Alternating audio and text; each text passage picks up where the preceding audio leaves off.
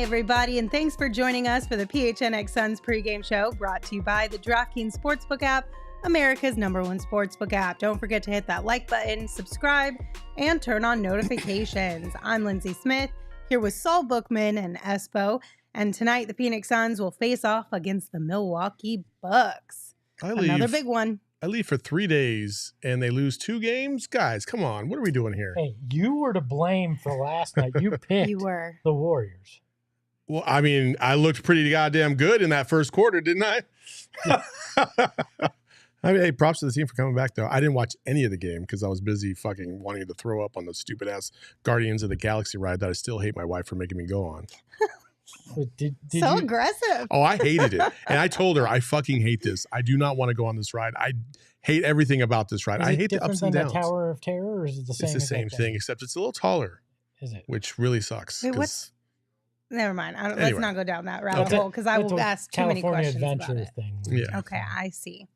Well, the one positive I guess you could find here is that at least the Bucks are also on the tail end of a back-to-back. So obviously... That's not a positive, Lindsay. Have you seen their record on the tail end of a back-to-back? Yes, I have. But in terms of leveling the playing field as far as energy and legs and all that stuff, and they both went almost the exact same distance because, you know, the Suns, they played the Warriors and lost to them. The Bucks, they played the Kings, beat them, but they're both traveling from similar distances. So yeah, I'm just saying it's an even playing field. I don't think that's the one positive, though. I thought there were some positives from last night. Oh, I meant like positive, like kind of heading into this one. Yeah, Brook Lopez bled last night. That's a positive, right? Well, I thought also DA played a really, really good game, and hopefully that bleeds into tonight. No pun intended. Good work. Look at it. This man gets 3 days worth of vacation and comes back on fire. Who'd have thought? A little bit of rest and relaxation. I do not feel rested right now. Jeez. Mentally, not physically. You got to do a lot of walking when you're at Disneyland. But yeah. Yeah, I mean, I don't know. I don't have good feelings about this one, and I might be a Debbie Downer right now because of all of the vibes around the Suns in the last handful of days, but I don't have a lot of faith. Do you guys? I do. I think they'll be in this one, but I honestly, I don't. Okay, so they lose a few games in a row. I'm not. We talked about it last night. I'm not panicking, so I don't have bad feelings. I just have. All right, I think they'll be in this game, and we'll see at the end. I think the Bucks probably pull it out just because they have all their guys, they have their horses, and the Suns are missing KD. Wait, hold on. Khris Middleton is not playing tonight. This is true. That's a valuable piece for them. That's I actually think the Suns are going to win tonight. Okay. I think the Suns are going to win. We got to turn this mojo around, people, because these two are feeling a little down. That's because these two had to sit through the Kings and the Warriors game on Saturday and yesterday. You got to skip it. Yeah, but the Kings game was pretty good until the fourth quarter where they kind of fell apart. Yeah, and that sucked. Yeah, well, we're not panicking you by any means. You can't win them all, people, but you're going to win them tonight. That's all that matters. By any means. It's just like the sad... You know, what's that movie with the emotions when you're in the blue? Inside Out? Yeah, the sad one. Yeah. That's what I feel like today. So I'm just going to say this. I was very positive, almost too much so last night. I did not play so well, so I'm taking a different approach tonight. I was wondering why they were getting their ass kicked last night. I was like, Espo must have said something. Just go look at my Twitter from before the game. Oh, my God. What did you say? Let's go look at it. Oh, we did blame him in the postgame show, so he hopefully has Wait, I still have it. You can read it. Learned his lesson. Yeah. There you go. Oh, and then he proceeded to have a crazy first half. Yep. Actually, I did see that, and I did think, Go look at my tweet from today's game, though. Oh, my Reverse gosh. psychology. That's what we're going with. See, G in the chat gets it. We've been spoiled by so many wins. This is entirely true because yesterday I was talking to Espo and I was like, man, could you imagine if we were in the thick of a 19-win season again and that's what we were watching every single night?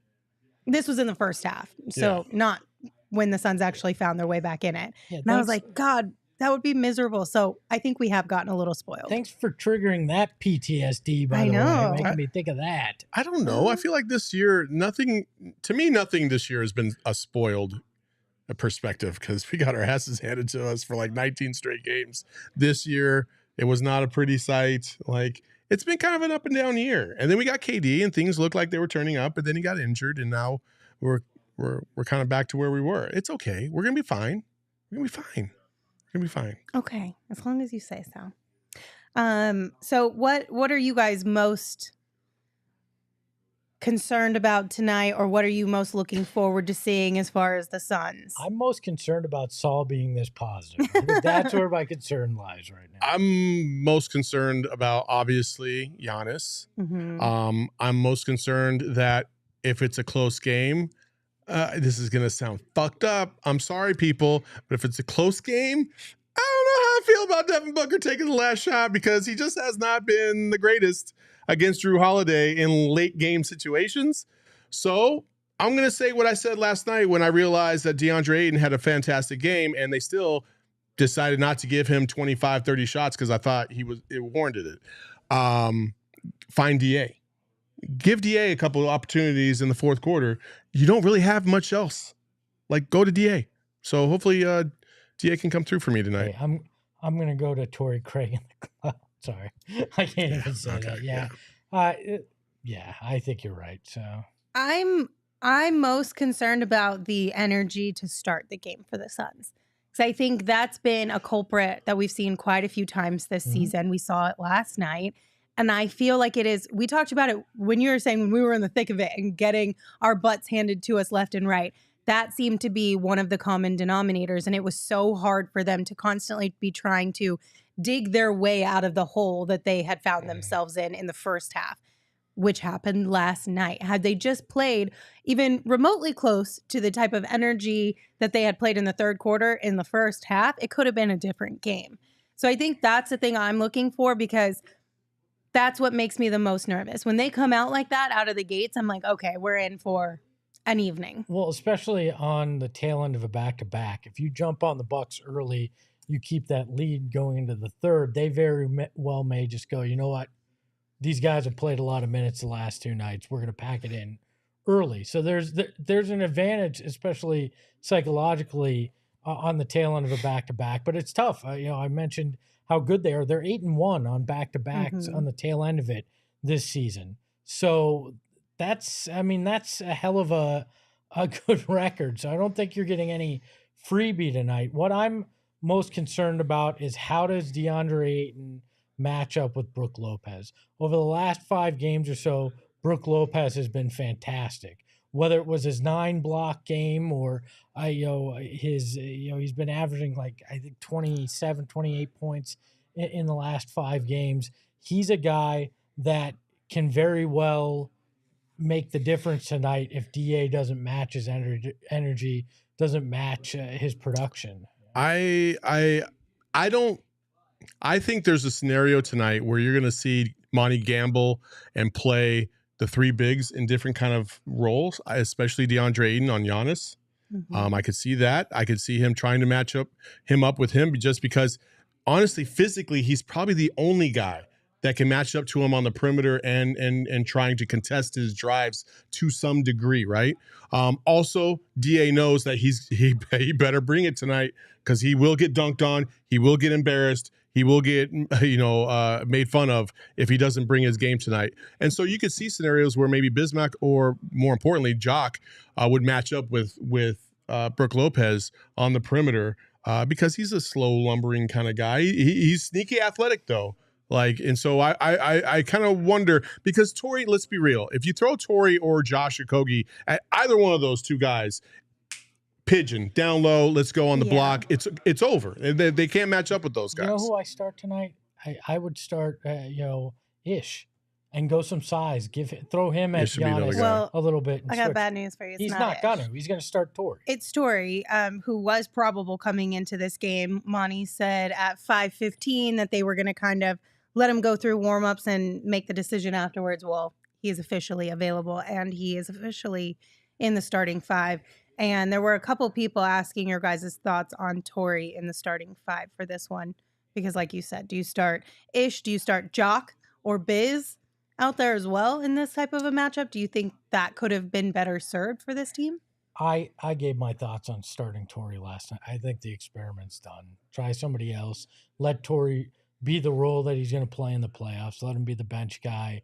He plays better when he's there. I'd pull the plug now. I would have started an Ish probably to throw at Giannis a little size and switch him in DA at times and just experiment with that. So I think the Bucks are one of the few teams where, because of where you are without KD, you do have to match up to what they do, because they are the stronger team. Mm-hmm. They're the more dominant team. They're the better team right now. So I think in this game, I would have liked to see Monty start off with what I had just previously said. Tory is a nice player, but he has been struggling from the perimeter. He's not been able to shoot at a high clip, especially from three. They need a lot more. And if he doesn't play with that kind of Tory Craig energy, he's useless. He's absolutely useless. You can't even play him. Like, so I look for Tory to come out and absolutely play with his hair on fire tonight to make up for what happened last night. Because, again, two totally different lineups, Bucks and Warriors. Mm-hmm. The Warriors, you actually match up way better against. But if your energy doesn't come, especially at Golden State, you're completely effed. And that's what happened last night. They didn't come with energy, and they got blown out in the first quarter. Tonight, you can't afford to let that happen at home. I don't think that'll happen. So I'm okay with Tory getting the start tonight. I would have preferred another big to have with Brooke and Giannis, but Monty's a faithful guy. I think the problem is Tory doesn't have that energy right now. He's played so many minutes, something he's not accustomed to. Plus, he's been banged up between rolling his ankle twice in the Kings game, whatever happened with his heel yesterday. Like, I just don't think he has the energy to be able to come out and do that for you. And I just want to see Tory that we got when he went back to the bench. Those were effective minutes, and that's where he's going to be in the playoffs. I hope we see it soon. Marco in the chat said, Suns are trying to make us dislike Tory. At least you know that it's not Tory's fault. No. Right? Like, we're asking Tory to do something that is outside of what he should be asked to do. And I think he knows he has too. stepped up in great ways for this team this season, but that was never the plan. No. From the Sun side of things or his side of things. Nor should it have been. Yeah, so. Also, shout out to the Denver Nuggies. Gotta love that. We have a super chat. Frank sent us a super chat. Thank you. It said, off the top of the show, when we were all kind of feeling our feels, I said, sounds like you could use a guy like Mr. Kaminsky. I really, really, really deep down hope somehow this is actually Frank Kaminsky, who just finds it funny to dip in from time to time. Like, it's probably not. It's somebody just trolling me, but it'd be definitely. Real nice. But it would be fun. It would be something that Frank would think was funny too. That's the best part about it. All right, a couple tidbits for you guys. Let's look at the injury report first on the Suns side of things. We did mention that Tory Craig was probable coming into this one, but he is playing. Kevin Durant and Landry Shamet both remain out. On the Bucks side of things, also quite a few injuries. Grayson Allen, Goran Dragic, and Khris Middleton are all out tonight. Those are significant injuries for them. They are. Especially Grayson Allen. Grayson Allen had a couple big-time plays against the Suns last time they played in Milwaukee. And Khris Middleton obviously is the other guy. He's the third leg of their tripod. So those are significant. That's why I think the Suns have a chance to win this game tonight. I don't think it's going to be a blowout in any way, shape, or form. And I think they're going to come out and ball. I hope so. I would love that. Yeah, I mean, I'll take any night where you don't have to deal with another 3-point specialist. I mean, last night we got a fair share of it. I didn't need a dose of Grayson Allen from deep, so I'm glad we're not going to get it. Are you guys surprised at all that Giannis is playing? I saw a lot of Bucks fans saying that they should have rested him tonight and not played him in back-to-back games because he just returned last night.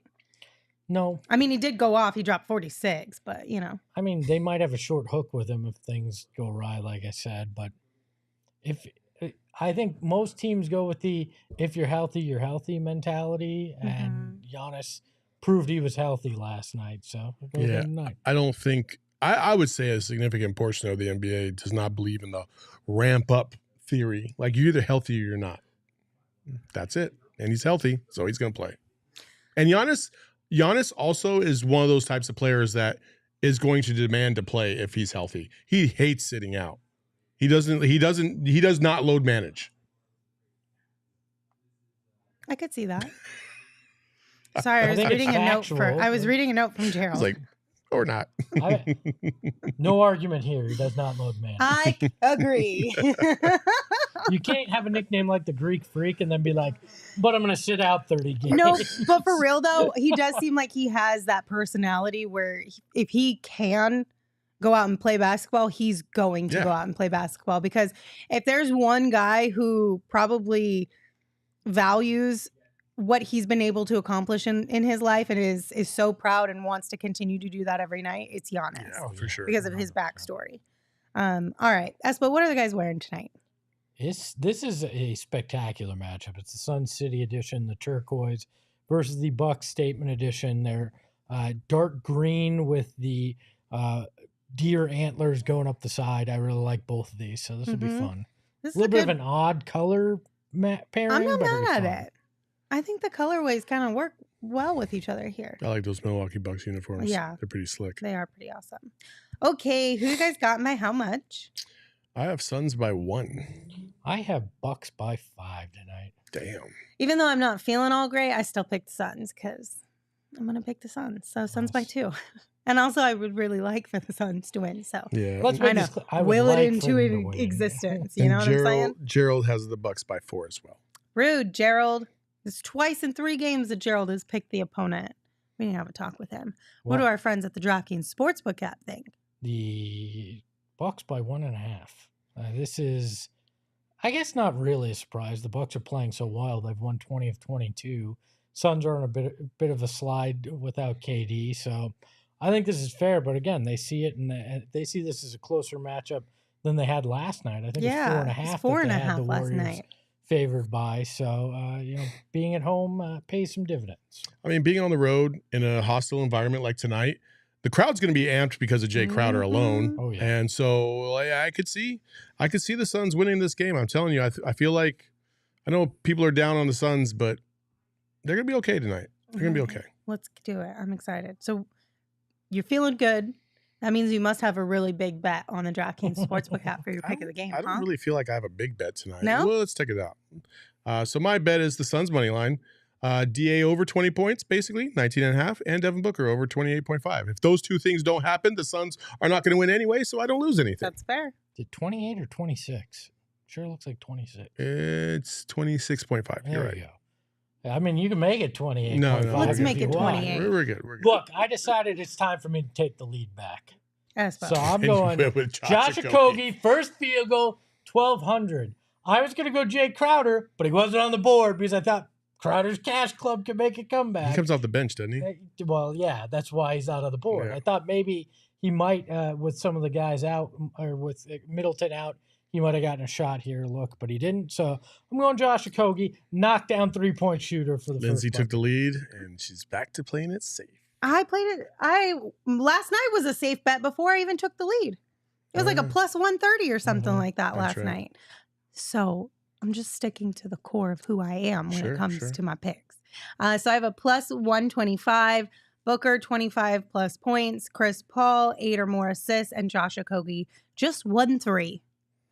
Even if it's no, I don't want it to be the first one. I almost, but Espo, there's no way. There's no chance. There's not a chance that either DA or Book doesn't take the first shot. Yeah. Not a chance. I would be shocked if your bet hits tonight. I don't know if Josh Okogie's had the first shot in any game all season. I mean, he's only started in what? Now, like 10 or 11, 12 games, something like that? That's fine. I guess I'll find out. I don't know. But if you guys are feeling as optimistic about Josh Okogie knocking down the first field goal tonight on the DraftKings Sportsbook app, well, then you should download it and make sure you sign up with the PHNX code, because new customers who use that code can bet $5 on the NBA and get $200 in bonus bets instantly. So you use code PHNX, you put $5 on Josh Okogie first field goal, and you get $200 in bonus bets instantly, so it's a win-win either way. But this is only at DraftKings Sportsbook, an official sports betting partner of the NBA. Again, code PHNX. Minimum age and eligibility restrictions apply. See show notes for details. Of course, the main storyline tonight is that Jae Crowder will be playing in the Footprint Center for the first time this season. How do you think this is going to go? Not good, Bob. not good. Not for him. I wonder if there is a tribute video. I'm pretty sure there was. Was there? Look. Has it already happened? Let me look. Because usually they do it during somebody in the chat timeouts, said they had a black and white video. So I don't know if that was what they were assuming was going to happen or if it did happen. Yeah, a few people in the chat were saying that the video already happened, that they did a tribute to him, black and white. I hope he wasn't out there. I hope they did it for him and he wasn't out there. So they can go, yep, we ran a tribute video. I wonder. So would you be surprised if they did or not? I mean, I wouldn't be surprised if they did, but I hope everybody booed. Again, be a professional. Leave the right way. He didn't do it that way. So I don't see anything on Twitter. So maybe not. Maybe it hasn't yet. Did he do it the wrong way? I think so. We still don't know the story, but I'm still in the FJ Crowder club. Don't get me wrong. I just we don't know how it went down, but the fact that he didn't suck it up and just say, "Look, I'll play," like especially after Cam got hurt, I think was a load of crap, and you should boo the hell out of him if you're out there because he deserves it. I think he's going to get a lot of boos tonight. We might even get an FJ Crowder chant. Oh, I'm positive that's going to happen. Jay in the chat said, my cousin bought nosebleed seats just to boo Jay. Listen. I think Suns fans are really upset about it. Again, it's not, listen, there could have been things behind the scenes that we don't know about, for sure, 1,000,000%. But it was the way he carried out everything from the time he basically was not going to come join the team to his Instagram posts to the cryptic messages that insinuate all these other things were going on behind the scenes to throwing his coaches under the bus, like all these other things that he didn't have to do. And if you're going to do it, if you're going to drop the bomb, then drop the bomb. Don't fiddle-faddle with the fucking ticker and act like everything's going to be okay, because guess what? The narrative's going to get turned to you as like this guy that's trying to insinuate these things are going on, but never really says anything's going on, which makes you look a little petty. The irony is, I think if he had stayed, he had played, he would have gotten a contract extension, especially in this new world order. If they had traded all these guys, he would have been here. He probably would be in that starting lineup, along with Katie, along with everybody else playing in that Josh Okogie spot, and he would have gotten everything he wanted. Instead, he was impatient, decided to try to force the issue, force their hands, and now he's left holding the bag. I get it. He's in Milwaukee, but guess where he is? On the bench. He's not even starting, which was supposedly the big deal. Yeah. So you basically wound up in the same damn spot you would have been in Phoenix if he had just shut up and played. I feel like today my feelings changed towards Jae Crowder because I'm really mad at James Jones. I'm really mad at Jae Crowder. There's two sides to every story. Hopefully Jae Crowder has a better fit in Milwaukee, like no ill will, whatever it may be. And now I'm just upset at the whole situation because Jae could be so valuable to this team. He could have been valuable all season long, but specifically now that this trade has gone down with Cam and Mikal going to Brooklyn and KD coming here, he could have been so important to this team. We talked last night, Gerald and I both were saying that bench, not having somebody that you can count on who consistently gets you a certain amount of numbers, right? Jay could be a little bit of a relief in that factor. Like you could count on Jay for certain things. Yeah, like missing 3-pointers like the rest of the bench has been doing. Well, he would have fit right in. You could also count on him for really solid defense. But I'm just saying, I feel like Jay would have been, if we had Jay on our team right now, he would be a super valuable part of it. If we had Jay on our team right now, that's probably worth another couple wins because of the intangibles that he brings to the table. Yeah. I'm not going to dismiss his abilities as a player. I'm not going to do that. Like, because he was a valuable part of this franchise for the last couple of years. Again, when we were going through it in the middle of December and January, like, yes, he would have contributed. I don't know if he would have turned any one of those games around because we were getting blown out. It felt like every other night. But we can acknowledge his contributions to the franchise while at the same time being a little put off by the way he went about his departure. Yeah. Like, again, if you're going to be a pro, then you got to be a pro. And sometimes being a pro means just doing your job and letting people talk with their noise and all this other stuff.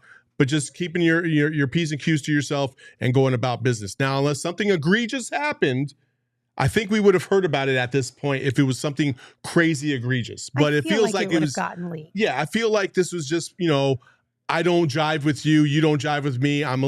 My feelings are a little hurt because you're saying that I'm not valuable in this way or that way or whatever, and everything kind of fell apart. And so now I'm not here for that. Like, just move on. So say it with me. Fuck Jae Crowder. Yeah, basically. I mean, that's what it comes down to. I mean, he's not on our team, so fuck every player that's not on the Suns right now. Look, That's how I feel I anyway. respect somebody that would go pay for tickets to go boo a guy. I did it with Kobe's last game in Phoenix. I went out there specifically to boo every time he touched the ball. And there was a bunch of us, and it was a damn good time. So I hope you go out there and you enjoy giving Jae Crowder the business tonight if you're going out there. And if not, do it from your couch at home. It can be fun. You can participate with us on the watch along. We'll do it too. Yeah, that's true. Don't forget, the guys are doing a watch along throughout this game.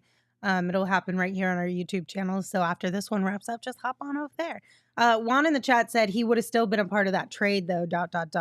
As far as obviously because Jae was included in the package to Brooklyn. I don't think he would have. I think Brooklyn didn't we hear that was like a last minute, oh, you got to throw Jae Crowder in there too? Sort of like a thing. And I think that was Brooklyn just being a little petty. Yeah. If Jae was playing, I don't think he would have been on the table in that trade. I think that was Brooklyn knowing they could flip him to Milwaukee to get additional assets. Yeah, I don't know. Maybe, but I wouldn't think so.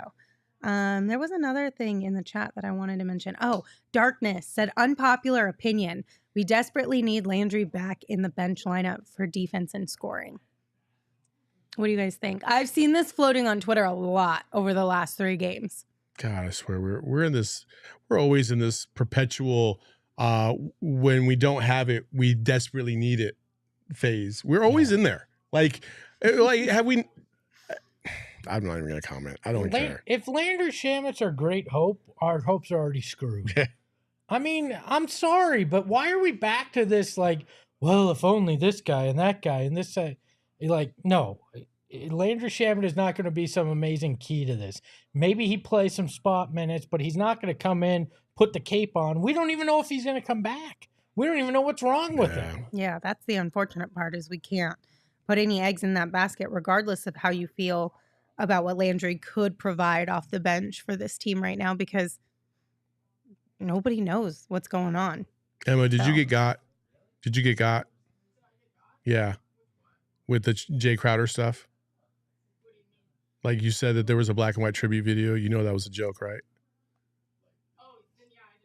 Yeah, because I'm pretty sure it wasn't a black and white tribute. They were making fun of his black and white workout videos. Oh, yeah, that makes more sense. I was like, the chat was saying, I was like, that did not happen. I'm pretty sure of that. No, that makes a lot of sense. But I guess we will find out if there's a tribute video that happens at some point in time during the game, and you guys will be able to react to it live during the watch along. Thank you guys for joining us for the pregame show. We appreciate you. As always, we'll be back after the game wraps up. But like I just said, if you want to hang out with Saul and Aspel, and I'll pop on every once in a while too, maybe. The watch along is happening throughout the entire game. So come hang out with us over there. I think some lies have been spoken today. I said maybe. I didn't say anything for sure. That means no. Maybe he's doing a hell of a lot of work in that section. Okay, bye. Hey yo, my lifestyle is retro. Tell the Phoenix Metro, Megas in control and he ain't never